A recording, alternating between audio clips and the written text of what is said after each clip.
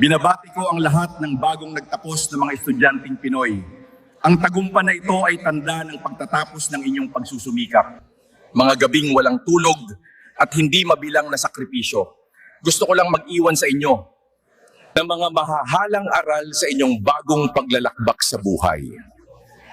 Pagpupunyagi, sleepless nights, difficult exams, and group projects strengthened your ability to rise and continue. Always remember to thank your family, teachers, and friends who supported your journey.